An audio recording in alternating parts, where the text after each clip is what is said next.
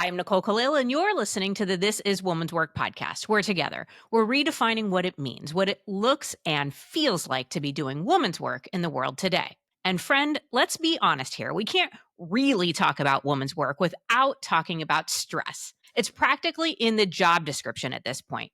Multitasking, overachieving, expectation juggling, stress. The kind that has you answering emails while stirring dinner and managing an emotional crisis. Yours, your child's, your partner's, your boss's, or most likely, all of the above. We've all got stress. Like taxes, menopause, and unsolicited advice, it's practically guaranteed. And we often wear our stress like a badge of honor. I'm so busy. It's just been nonstop. I haven't slept in days. But heaven forbid we actually look stressed. We're living in what I like to call the effortless overwhelm paradox. The more stressed we are, the more we try to look calm, collected, and glowy.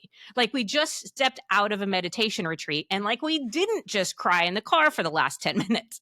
Or eat my feelings in a pint of ice cream using a car key as my spoon. But to be fair, I've only done that once. It's a weird little game that we're playing, right? Here's the question that's been buzzing in my brain since we recorded episode 294, where Dr. Sharon Burquest introduced us to what she calls the stress paradox. And here's the question. What if stress isn't the problem? What if stress isn't something to be eradicated or eliminated or breathed away? What if stress, and it's hard for me to say this, is actually the secret sauce? What if we've been trying to get rid of the very thing that could lead us to our best ideas, our peak performance, and our most purposeful work? What if stress isn't the villain, but a misunderstood character in our story? The one that, when used properly, helps us get shit done. So our guest today is here to turn our understanding of stress completely on its head, or at least put it back into our biology where it belongs. Dr. Rebecca Heiss is a stress physiologist, researcher, speaker, and the author of Springboard, Transform Stress to Work for You. She's also the creator of the Fearless Stress Formula and is on a mission to help us turn fear into fuel and stress into strength. She's been recognized by the National Science Foundation for her transformative research, and she's bringing that science, along with a whole lot of energy, insight, and humor, straight to us today. So, Rebecca, your work is focused on stress and fear, and yet you seem to be happy and healthy, or at least you don't look like you've been recently in your car crying. So, how do you do that? I don't know. Your description of eating a pint of ice cream with the car key, I was like, oh, I've been there. Yeah, Yes. That's a whole thing. Let me start with that because I love that description. I think it's so powerful because we keep telling women, right? Well, if you just meditate, if you just go on the yoga retreat, if you just do this, then you'll find peace. And what's happening is we're actually beginning to stress out even more, trying to get rid of our stress. And it's this like that is literally that's what our 2024 research shows. Is like It's insanity, but that makes sense to me. Right? We all get this. We're like, oh my God, I have to get rid of my stress. How do I get rid of my stress? And this is an awful cycle that we put ourselves in. And then when we don't get rid of our stress because we're trying to fight it, we actually feel worse about ourselves. We feel like we're broken. We feel like there's something wrong with us. And it exacerbates this awful self-help paradox that you were describing that is just like such a broken record for us. So my job, I like to think of myself as a PR agent for stress. Right? Stress isn't good. It isn't bad. It just is energy. It's our body preparing us to meet a moment. And with the right mindset, we have the opportunity to use it differently rather than to fight against it, which is honestly, it's just a losing battle, right? You're never going to get rid of stress. It's like trying to get rid of oxygen. Like oxygen is one of the most toxic molecules out there, but we need it, right? You can't survive without oxygen. It is the reason that we age. It's the reason we ultimately die, most of us, right? Oxidative damage, but you need it. And the same thing is true about stress. Like stress isn't bad. It's just energy and we need it. And when we use it properly, when we have the right mindset about it, it actually can be enhancing. So yeah, that's what I'm here to do. So as you were talking, the phrase, what you resist persists popped in my head. It's that like trying to make it, or what we often do is we make it bad, then we try to resist it. And then, as you said, we're stressed about our stress. Yeah. Or we're stressed about managing our stress, which... All of the above. Yeah. All of the above. Okay. Yeah. So I said this before we hit record. This is one of those topics where I feel like my brain is working overtime to catch up because I have almost 50 years of thinking about stress one way or experiencing it one way. And I believe you and I believe your research, and like my brain is working overtime Resisting it. Yeah. to catch up. Yeah. I And, hear like you. really trying. So if stress is, and I love this phrase, preparing us to meet a moment, how do we interact with it in a way that is, I don't know, neutral or helpful Yeah. or Great question. Great question. So let me start by framing this, because I think one of the shifts that I had was looking at Olympic athletes who break world records, right? Not at practice, but when the pressure and the stress is at the highest. And that for me was a helpful thing. Oh, this is a reframe. So for us, instead of resisting it, I call it inviting the tiger in for tea. Right? Our stress response is built for a tiger. It's built for running away from this life-threatening thing. And in the modern environment, our stress might be it might be life-threatening, but 99% of the time it's not, right? It's the emails, it's the angry child, it's the managing of all the things that you just described, right? And so instead of resisting it and trying to like push it away, which leads to worse outcomes, we invite the tiger in for tea. And what that looks like is 3 minutes of screaming terror. We absolutely invite it and just like, I can't believe this is happening. And maybe we call a friend. Maybe we journal for 3 minutes. Maybe we punch a punching bag. Maybe we do jumping jacks. But for 3 minutes, we allow ourselves to feel the stress. Don't deny it. Validate the feeling, right? It's real. And when the timer dings, that's when we take a breath and we begin to transfer the energy. We Okay. begin to recognize. So we can pause there, but stop trying to avoid it. Invite the tiger for tea. Have a cup of tea with it. Is there some reason for 3 minutes? Like, Yeah. I'm assuming you didn't just pull that out of your Yeah, ass, right? yeah. I actually steal that from Robert Sapolsky, who's a famous stress physiologist, as famous as any of us get, right? He wrote Why Zebras Don't Get Ulcers. And the idea here is really our stress response is built for 3 minutes of screaming terror across the savannah, right? When you're getting chased by lions. And if you survive those 3 minutes, what zebras do is they go back to eating grass. What the lion does, if he doesn't catch, or she doesn't catch it's always a she, let's be clear. If she doesn't catch the prey, she doesn't lay there and go, oh my gosh, I'm a terrible lion. I can't believe I just suck. I fail at everything. No. Only humans do that. She takes a nap. So this 3 minutes of screaming terror is really what our stress response is built for. After which, it's our minds that continue the stress, right? So this is a break point in our biology where we can go, okay, it's out. I've invited it in. Now what do I want to cognitively do with this? Okay.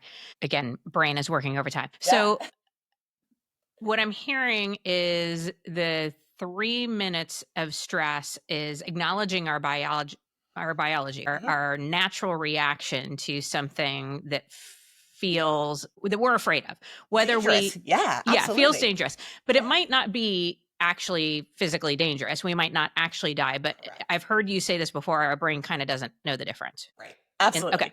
Yeah. Okay. Our brain is totally freaked out. Yep. So Yep. then the 3 minutes is natural. It's what we do after the 3 minutes that we're fucking up. Yeah. And most of us, right? Most of us, when we're in these moments, we do this terrible thing. We try and calm down, right? We're like, okay, we're going to take some deep breaths. We're going to try and calm down. And we usually do that even before the 3 minutes of screaming terror. We're just like, calm down, buddy, calm down. And I don't know if you've ever had this experience where you've told somebody that you're really stressed out about something. They look at you and they're like, oh, calm down. Like, what do you want to do to that person?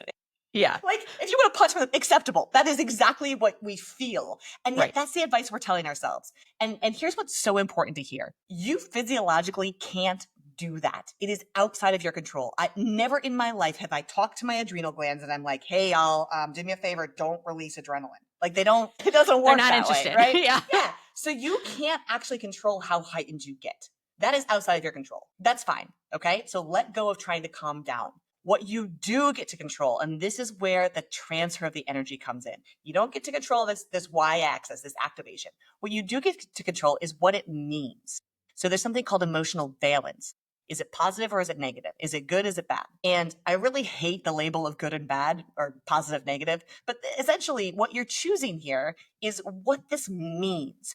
Is it excitement? Is it anxiety? Is it anger? All of those are high emotional states. Calm is not. You don't get to choose calm, right? But you can't choose something other than stressed, anxious, fearful. You can decide, and this is important, when you decide that you're excited, that doesn't mean you switch. Like your whole brain, because you're lying to yourself, right? Your whole brain is not like, yeah, I'm just excited now. Everything's great. No. You're still going to feel that anxiety, and that's okay. The difference is you're going to present your body differently.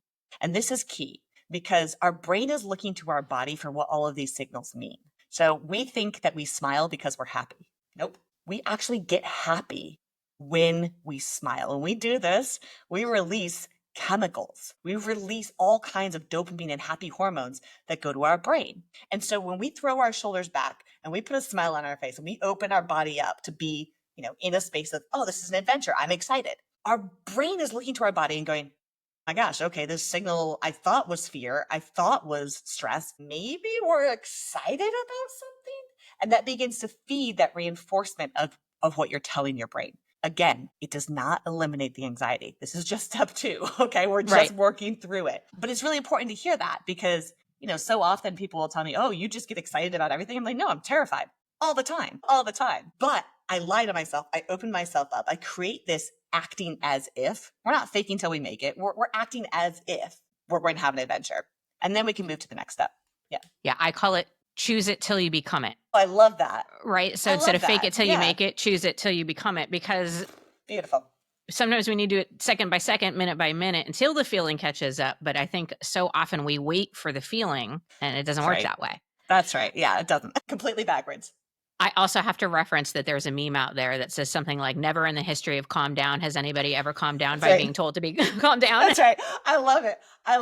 I always use David from Schitt's Creek, who's just like, calm down, everybody calm down. This never works. This never works out well. Yeah. Right. Yep. Okay. So I want to gauge that I'm understanding this correctly. First is the 3 minute of terror, allowing for it. Second step then is I'm going to just call it reframe it or a new narrative and use your body to help support that new narrative. Yeah. And I'll add one more piece to that, becoming curious about the feeling. So that's part of the openness. One of the most interesting things I think about our brain is that curiosity and fear cannot coexist. Now, I know I've said this before to people, like this is so important though, because, for 200,000 plus years, if you had a tiger charging you, if you actually were in a life and death situation, nobody pauses to get curious. Nobody pauses and is like counting stripes. I wonder how many stripes there are. I wonder how fast it's coming. So we didn't develop the ability to be curious when we're under fear. So if we can be curious, if we can begin asking questions like, what's the best thing that can happen? What will I learn? How will I grow? When we get into that mode, we're also opening not just our body, but our mind to the possibilities. Okay. Yeah. Is there a step 3? Of course there's a step 3. Okay. How many steps are there? Just so I know. There's only 3. Okay. Don't panic. Okay. And step three is really about action. So most of us try to avoid our stressors, right? We run the opposite direction. We're trying to push them back, we're resisting, and therefore it will persist. What I like to ask people to do is become buffaloes or become bison, right? What bison do, the number one thing that kills bison outside of humans is snowstorms. And instead of running away from the snowstorm, they run directly at it. Because the snowstorm's going to catch you, right? Whatever that stressor is, it's going to catch you. So what's the smallest step you can take toward the roar, toward the tiger, towards that stressor to get through it faster on the other side with more resources, more ability to move through it? And so the action piece is so important because we believe in this learned helplessness. And I have a whole thing I have to talk about with learned helplessness because learned helplessness isn't learned, first of all. This is 50 years of data that show it's our innate response to feeling like we're out of control, which is really what stress is about and anxiety. We're out of control. We don't have agency in this moment. Our innate response is to shut down and we go into inaction. What we can do is learn hope. And what that looks like is taking a small step to regain your agency. So what is the action that you can take? What power do you have in the moment? And how can you move in some small direction? And listen, this doesn't guarantee the outcome, but it's setting a trajectory. It's giving you an actionable thing that you can do in the moment, whatever small thing it is, to move you in a direction forward. So the really interesting thing about this step is it's not about you. And this is where people get it wrong. They're like, okay, well, I'm going to go meditate. I'm going to go get a massage. And listen, y'all, I'm not saying don't do those things. Those are wonderful things, but they're not actually going to mitigate your stress. So this is research done on hundreds of thousands of people, 90 different stress interventions. 0 of them work. And trust me, I was rooting hard for massage, but it turned out not to work. The only intervention that actually helps mitigate our stress in that trajectory is service to others. Full stop.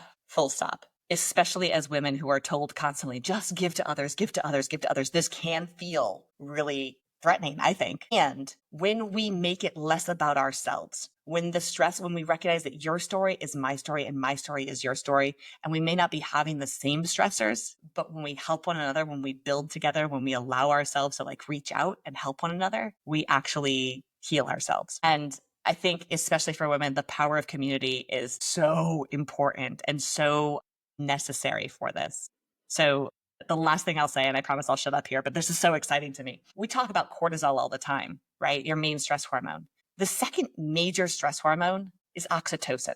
And that's the hormone, that's the cuddle hormone, the love hormone, the community hormone, which begs of you to get help and begs of you to help. And so your stress response is really asking you to seek community. And when we begin to do that, we take steps in a direction that allows us to heal. Okay. I love this. And everything about it feels true in my body. And it also feels a little contradictory or paradoxical, right? So I want to dive into this a little more because I get a little afraid for us as women. We already have a tendency to be so others focused. We often create stress in our lives by putting everybody else's wants and needs above our own by people pleasing and things like that. And yet you're saying that the most productive thing when we're stressed is to lean into being others focused and giving. So how do we distinguish between the being others focused that creates what ultimately feels like bad stress and the being others focused that actually helps mitigate stress? That's such a good question. And I think this goes back to framing stress as good, bad, right? Those labels. And so I want to offer another study that I think is paramount to this. And I promise that I'll come back to answer this question, but I have to give you this first. So, in a moment of existential crisis, as I'm aging, I'm looking for meaning and purpose. And I come across this study because I'm looking like, what is a meaningful, purposeful life? What does that look like? How do I get that? Because ultimately, I feel like that's what most of us are looking to achieve. And it turns out the number one correlate to a meaningful, purposeful life is stress. It's past stressful events. It's current levels of stress. It's even future worry and anxiety. So good news, women, we all have really meaningful, purposeful lives. Now, full stop. That's because we are way more stressed out than men. Like significantly so. We've got the data to back it. And guys, I'm not trying to like throw you out of the equation. You have a lot of stress too. It's just, these are the gender differences that we see. So I was struggling with that because I was like, well, I feel like I could live a meaningful, purposeful life and juggle my stress better. So I'm going to ask you all the same question that I asked during this research because I was so curious about understanding this better. And this question is this. I want you to think about a project or an accomplishment that you're most proud of. Now go back in time to when you were in the middle of that project. What was your stress level? On a scale of 0 to 100, how stressed were you? And you all know, you're sitting there going, 5,842, like, don't limit to me to 100. And that's what the data show. Most people are really stressed out of their gourds when they're doing their most meaningful, purposeful work. And so I think the reframe here is not, oh my gosh, I can't take on more and give more, right? Because women have been asked to give and give and give and give and give. So this is not me asking you to give more. I want to be really clear of that. I want you to give to yourself in a meaningful and purposeful way. And I need you to figure out what that looks like for you, because this is really individual, right? And to begin to recognize that stress is really a barometer for how much you care. And the problem is we're only recognizing it in retrospect. When we look back and we go, yeah, that was important work I was doing. That was really meaningful. And so my ask is, in the moment, can we invite the tiger in? Can we sit it down? Can we get curious? Can we smile with it? And then can we realign and point it and say, good, this is the small action I'm going to take right now. And it is actually for me. And here's how it's for me. But getting clarity there and making sure that is actually in alignment for you. Yeah. Does that help? It does. Yeah. The phrase "one step towards what matters most" kept going through my brain because I think that's at least, and I hear you about labeling it bad or good. I'm more talking about like a pattern of experience for myself where I have said, this feels unhealthy. This feels bad. And it's usually when I'm others focused, but not in a way that matters most. There it is. Yeah, right? That's huge. That's such a good, important distinction. Yeah. Sorry, Nicole, I didn't mean to cut you off. Yeah. No, I think, okay. So You also talk about a term playing sick. What is that? So I got to take you back to me being 8 years old here. When I was 8, I loved the theater, right? And so I tried to be in every spotlight I could. I was in like my 4-H and I'd won my city, which was not a big deal because I was like the only competitor, really small city. Got to go on to county, won at county. I was feeling really good, but I was nervous, right? I was scared because I was going to state finals as an 8-year-old. And rather than show up with the potential to win or the potential to lose, I played sick. So I never showed up. I just pretended like I was sick and didn't show up to that. And my fear is most of us spend most of our lives, if we're not careful, playing sick because we're trying to control the outcome. We're trying to control the thing that we can control. And the thing that we can control is by sitting back and not taking action, because it's really easy to measure the cost of our actions, right? Like I might fail. I might look like a fool. I might screw up. It might be bad. And women in particular, we get into this space where we're like, I'll just play sick. I'll just hold back. Yeah. Wait until I'm ready. That's right. Which is never.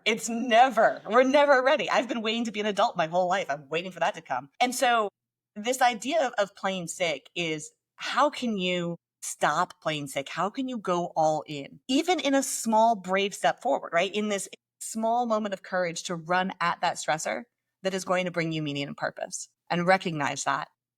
And look, it's going to be scary. It's supposed to be scary. Totally. But the scariest thing, I would argue, the scariest thing is that cost of inaction that we forget to measure. It's the regrets that fester that we lay on our deathbeds going, why didn't I? Why didn't I? Why didn't I? Yeah. And I think unconsciously, though, like, what will I regret most? Doing the thing or not doing the thing. And the research is pretty clear that what we regret most is that what we don't do, right? Of course. Yeah. The research is clear, but it's also really clear that we are most fearful of doing the thing, right? So It's this weird contradictory thing where we're like, yeah, I know the cost of this, and that unknown is what prevents us from going. Yeah. You say something along the lines of the only people who have no stress are dead people or something like that, right? Like, yeah, so that's it. What do we tell ourselves in the face of all of the messaging of de-stress, no stress, eliminate stress? I just was thinking, when I go to the doctor, they always ask about my stress level. How stressed are you? How stressed are you? And I'm like, well, it depends. Like, comparatively, I think like a 5. How it feels in my body, like a 52, right? I don't know. Yeah, I mean, honor that. I think, here's what I'll say. I'll quote Billie Jean King. I love her quote, pressure is privilege. Pressure is privileged. Stress is a privilege. And for me, one of the most, since you mentioned the doctor, I think this is a really important study for us all to recognize. And I'm not trying to scare anybody into this mindset, but fear's a good motivator. So let me share with you this really formative study for me, where 2013, we looked at 30,000 Americans across 8 years' time. And the things that we were measuring is the amount of stress. And the most important factor was, do you believe stress is harmful to you? So people with very high levels of stress, this is the bad news first, y'all. High level stress people, I'm looking at all of you out there, right? Who believed that stress was bad for their health, died at very high rates, 43% higher mortality rate. Okay, so that may not be surprising to any of us because we're like, yeah, well, stress is bad. Here's the flip side. People with that same very high level of stress who believed that stress wasn't bad for their health had the lowest mortality rates of the entire study. Lower, in fact, than people who said they had very little stress in their life. So again, this isn't about stress is killing us. This is about 182,000 people died from that study in the course of that study, not because of high levels of stress, but because of the belief that stress was bad for them. And that is powerful. Right? So again, not trying to use fear as a motivator there, but think about how powerful your beliefs are and what would happen if you began to use that and say, okay, this is a signal that my body is getting. This is energy that is enabling my body. I have the privilege to use this. That's a competitive advantage. Right. Yeah. Okay. So you gave us 3 steps, and I would imagine, just like anything worth doing, it requires practice to get good at it, right? Sure. Any tips in ways to apply? Do we practice with the scariest thing first, the not so scary thing? Like, how do we put ourselves in the category where we, regardless of how much stress we're experiencing, we don't perceive it as just start. My advice is just start. So for me today, I mean, I've had, like all of you, I've had 1,000 things that felt like tigers already, and it's 11:30 this morning. And so throughout the day, my line to myself constantly is, it's not a tiger. It's not a tiger. This is not going to kill and eat you in the next 3 minutes. Breath. What good can come of this? How do I use this energy differently? Where do I want to point this? What's important to me right now, right? How do I point this trajectory? And look, this is often, and to your point, this is often self-serving first. When I do this, I then get to serve my people better, right? I'm ready to talk. Like, I need to get this talk done. It's stressing me out. Okay, it's not a tiger. I'm going to get curious with it. Good. I have the opportunity to serve people by doing this for myself in a way that's powerful, right? You show up, if you're a mom, if you're a parent, you show up better for your kid by taking care of you. So yes, it's other focused for you. So I think starting small, just recognizing that when you catch yourself saying, "Oh, I'm so stressed out," go pause. What does that mean? Can I use it differently? Can I treat this stress not as an enemy that I have to fight? Yeah. I often ask myself the question, is there a different, more productive, more empowered way to see it? Beautiful. And I'm just like, same set of facts, right? And just the acknowledgement that we are making up what it means. You said that earlier. Yeah. So if we're making up what it means, then we have the opportunity to make up that it means something else. But what I really, really love is the sending the message not to just to your mind, but from your body to your mind, and then getting into action to support the new interpretation. Yeah. Right? Yeah. And not only that, but like if you're around people, which I am all the time, like we're doing this interview right now, and you said at the very start, man, you don't look stressed. I was crying in the shower like 10 minutes before the start. I'm just going to be really honest with you. Like I was sobbing. You're like, you don't even look stressed. You know why? Because I put on a smile. I threw my shoulders back. And then here's what happens. Because humans are contagious, like energetically contagious, emotionally contagious. When I see you and you look at me and you're smiling and you're like, oh, you're open, I'm open. Now I actually get your energy. And I get this excitement from you. And I'm like, oh, it's not that I'm stressed. I actually am excited. And I become more excited as a result. So when you show up acting as if, others interpret that and they feed it back to you. And that's really powerful. I mean, if you've ever sat next to somebody, I travel on planes a lot. I'm not a nervous flyer. But if I sit next to a nervous flyer, immediately I'm a nervous flyer because every little jump, I'm like, oh gosh. And that's how contagious, human energy is and emotion is. So yeah. Well, and I'm an extreme introvert, and I even need to acknowledge without a shadow of a doubt that people are often the cure. I always say well-made people, because I do think who you choose to surround yourself with really matters, especially when you might, have just cried in the shower or the car, or used your car keys as a spoon or whatever, like whatever you might like, be selective about who you surround yourself with. But people, energy, it's contagious, and it really is truly the answer. And I do think you tell me if I'm wrong, that might be a little bit of our competitive advantage as women, because we do tend to leverage each other. We are more much naturally. better at community. We're much better at community. Yeah. No, absolutely. We're much better at community. We seek people out under stress way more than men. And actually, this is an invitation to men. Any of you that identify as men, please, this is one of the ways that you can mitigate your stress the best, is find that level of emotional connectivity to other people in your life. It is so powerful and so important. Kudos to us women for holding that sacred space for each other. Again, I'll say it again. My story is your story. Your story is my story. We're not sharing the same stress. But I'll tell you right now, when I tell people, like, here's what I'm going through, and shoot, we set up a nonprofit during one of the most stressful periods of my life. And there was so much going on. And I was like, why are we doing this nonprofit? The reason was all of these other women were coming in. And it's a basketball. Like, we're playing basketball. This is not a serious nonprofit, right? It's a space, a way to hold space for women to show up. And all of these women kept coming in. And it was like somebody was going through a divorce. Somebody was taking care of aging parents. Somebody had a teenager that was acting out. And it became so much more. It wasn't about basketball. It was about this outlet for all of these women who had different stressors, different points in their life. But we were all coming together, moving our bodies and sharing in this discomfort together in ways that was really productive. Yeah. Find your tribe. Find your people. I love that. I Yeah. love that. On that very important note, thank you, Rebecca, for being here again and for your incredibly important work. I'm just going to remind you, the listener, go get your hand on Rebecca's book. It's called Springboard. Go to bookshop.org, order on Amazon, or go to your local bookstore. Let's keep them in business. But definitely get your hands on this book. I think it's the Bible we all need, right? We're all experiencing stress. Thanks, Have Nicole. it work with and for us. And of course, her website is RebeccaHeiss.com. We'll put all the links in show notes. Rebecca, thank you. Nicole, it's been a pleasure. Thank you all so much. All right, friends. So maybe stress isn't the thing we need to silence, sideline, or numb. Maybe we don't need to disguise it with deep breathing and a fake smile. A real one, though. Maybe, just maybe, stress is trying to serve us, to show us what matters, what we care about, and what we're capable of. It's not about eliminating stress, it's about transforming it from enemy to energy, from too much to handle to exactly what I was built for. Stress has been misunderstood for so long, labeled as weakness, as dysfunction, as something to hide or fix, just like woman's work.